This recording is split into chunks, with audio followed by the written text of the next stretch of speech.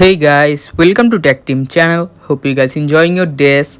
Today in this video I'm going to show you how can you see junk messages on iPhone. So at first just go to your phone settings. Now just scroll here and go to your messages. Again scroll here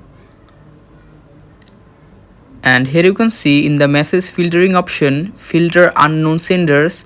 Just toggle it to turn it on. Now just go back and go to your messages.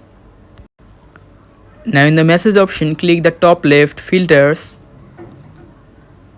Now here you can see unknown senders, click on it and all the junk messages that someone sent you are here.